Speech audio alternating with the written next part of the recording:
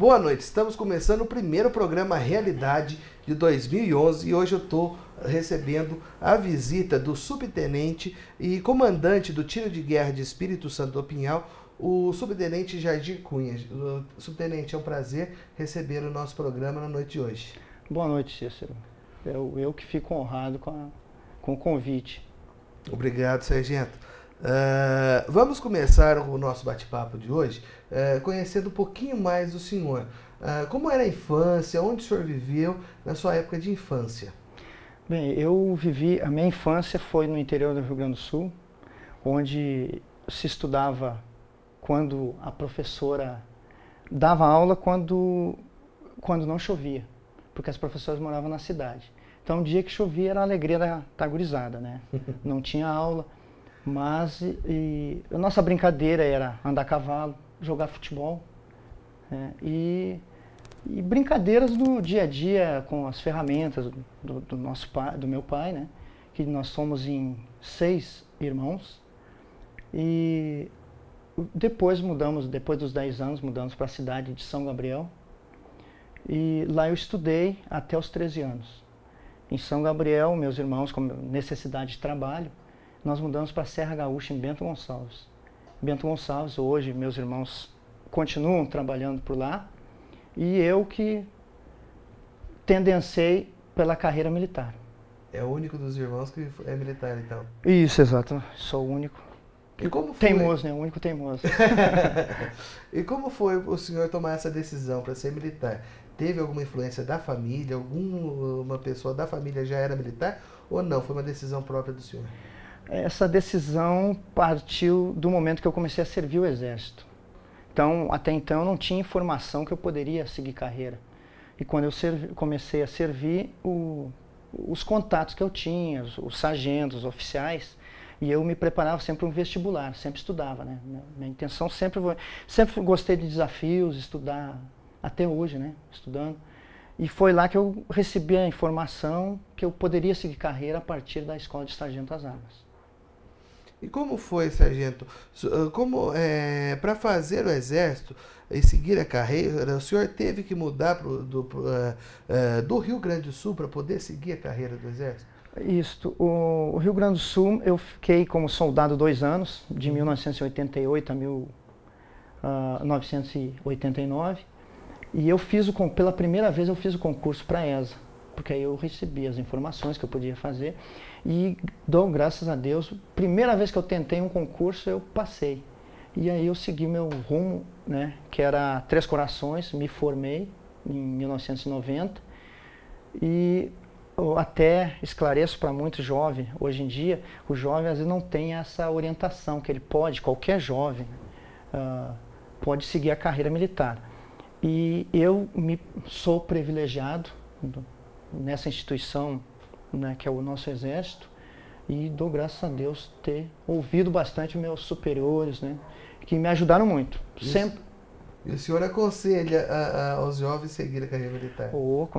Nossa, com o maior prazer eu aconselho eles e digo que é uma profissão brilhante, cheia de desafios, quem gosta de desafios, e que o que eu tenho hoje em dia, graças ao Exército, e tenho orgulho dessa farda que eu uso. E quando o senhor decidiu aí para o Exército, né, seguir a carreira do Exército, né, houve o apoio da família, ou algum familiar, pai, mãe, falou, não vai por esse lado, é perigoso?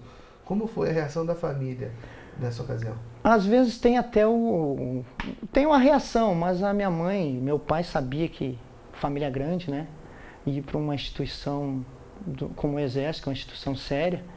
Então ela deu todo o apoio moral, né? O que a gente necessita, né? E hoje retornam os irmãos se orgulham, né? Falam do irmão aqui, mas pensam que é moleza o Exército. Não é tão moleza, não. A gente soa a camisa, mas é gratificante. Gratificante. E onde o senhor quando o senhor chegou ao nível de sargento, quanto tempo levou? Como foi chegar ao nível de sargento, né, para poder comandar uma tropa de tiro de guerra? Como foi essa evolução na carreira militar?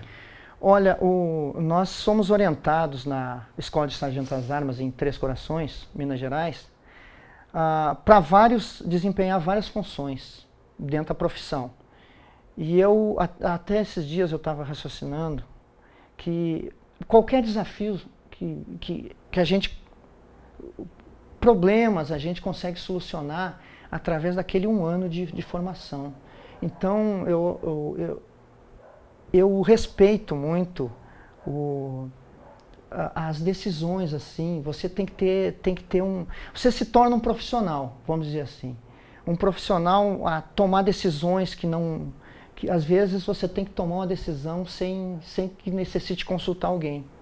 E graças a Deus, nós nesse ano que nós formamos lá, já dá para ter uma base para desempenhar qualquer função no Exército, tanto no Exército como na sociedade. Falando em sociedade, Sargento, o militar, ele tem uma vida normal na sociedade? Eu digo assim, fora do tiro de guerra, né? Ou ele tem que seguir sempre as mesmas regras militares? Por exemplo, o senhor pode frequentar um clube, um baile, alguma festa, assim? Como que é a vida social de um militar? A vida do militar é normal. A única diferença é que o militar ele conhece os regulamentos, leis. E muitas vezes quem é civil, quem não é militar, imagina que eles não têm regras na sociedade. E o militar ele sabe onde ele pode pisar, onde ele não pode. Então, por exemplo, tem locais que nós não somos autorizados a frequentar. E também não vamos nos expor também em certos locais. E o regulamento aí nos ampara nisso aí, tanto que nós, regulamentos militares, nossos estatutos, e nós demos prioridade aonde realmente a frequência nossa seja de boas índoles, né? Um baile de carnaval, por exemplo, então não seria viável a permanência de um sargento, de um militar, por exemplo? Não, mas aí você estando com a família, os amigos, isso aí não tem problema não. Pelo contrário, precisamos de um baile de carnaval, um baile, né? Nós necessitamos descontrair com a família, né? Mas agora tem certos locais, né, que já não são indicados para. Vamos ao nosso primeiro intervalo comercial e daqui a pouco eu volto com o subtenente Jadir Cunha aqui no nosso programa Realidade.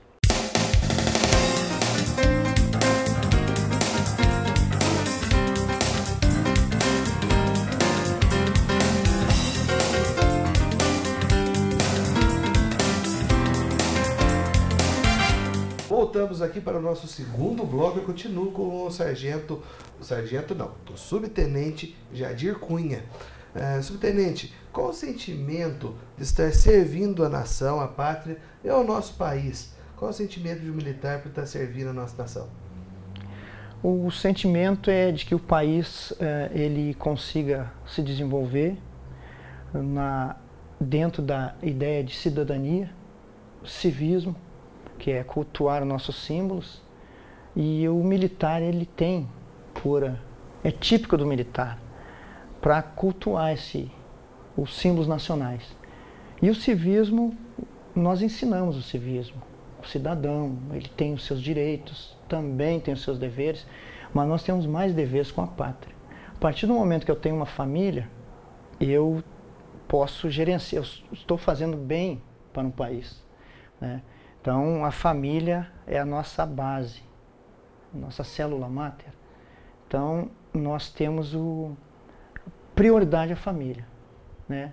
Trabalho.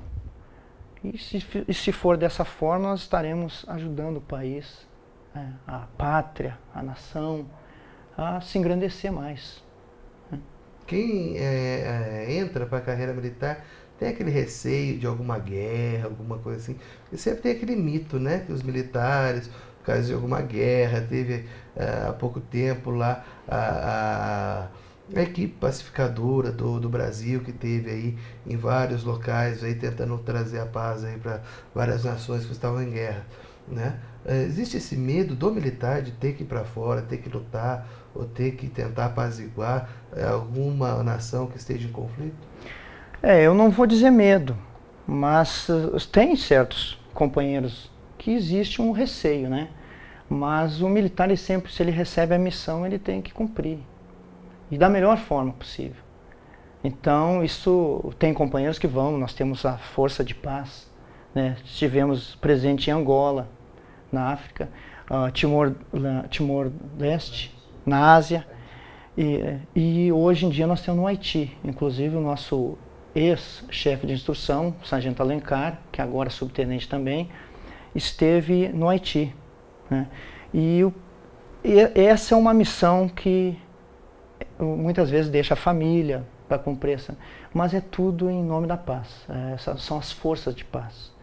Então, o pessoal que vai, ele é voluntário. E se ele vai voluntário, ele não pode ter esse receio, né? Não pode ter medo. Isso para nós hoje vivendo no dia a dia, nós podemos até acontecer uma tragédia. Então a gente tem que estar preparado para isso.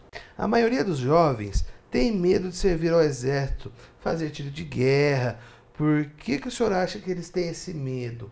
Ou talvez seja só por conta de acordar cedo, ou por conta da responsabilidade que o exército tem, né, que tem que ter no exército, né, tem que ter uma responsabilidade grande, né, por falta de conhecimento do realmente o que é um tiro de guerra. O que o senhor acha que leva esse medo do jovem a querer, de qualquer forma, a todo custo, tentar se dispensar do tiro de guerra? Eu vejo que o jovem ele tem medo do desconhecido. E ele necessita, se ele quer ser um profissional, ele não pode ter esse receio. Ele tem que abraçar a causa que ele tem, pela frente. Então, a carreira militar, realmente, ela é um desconhecido. São legislações, regulamentos, padronizações, disciplina, hierarquia. E, às vezes, o jovem ele tem aquele receio que ele vai passar por dificuldades nisso. Mas é só início. Depois, a primeira semana, tem um mês de adaptação, depois ele começa a se adaptar e, pelo contrário, ele começa a gostar. Tem instruções, nós trabalhamos com instruções, espírito de corpo, a gente trabalha, desenvolve aquela irmandade, são irmãos trabalhando pelos mesmas causas, a missão é que pretere. Então ele vai desenvolvendo amizade, aquele espírito de corpo que nós chamamos, e eles conseguem gostar, pelo contrário, quando eles saem sente saudade até. E como são feitas essas campanhas? Porque no tiro de guerra do Espírito Santo do Pinhal já é comum, né, haver aquelas campanhas de arrecadação de alimentos, né, para ajudar as entidades, as pessoas necessitadas. Como são feitas essas campanhas? Em que época são feitas? Como são arrecadados esses alimentos? Isso aí é os primeiros contatos que eles têm fardado com a população, né? Então, nós temos geralmente em abril, e nós fizemos campanhas, e junho, por aí junho. E essas campanhas são em prol das entidades carentes, que necessitam de apoio. E conforme a gente vai arrecadando esses alimentos e agasalho, a gente faz essa distribuição. A juventude, ela se expressa a partir do momento que ela começa esse contato, né? E graças a Deus nós temos essa credibilidade do militar. Ele vem solicitar um agasalho, um alimento, e a população tem correspondido. E é onde eles começam a se identificar com aquela instituição, com o exército, com o pertencimento, né? E então o jovem ele consegue também começar a trabalhar com a ideia de que ele pertence a essa instituição, e ele consegue vamos falar assim, se descontrair na profissão. Entendi. Em 2010, né, no ano passado, o tiro de guerra de Pinhal completou 100 anos, né, e o senhor estava à frente estava chefiando o tiro de guerra do Espírito Santo do Pinhal. Como foi para o senhor poder estar participando dessa comemoração?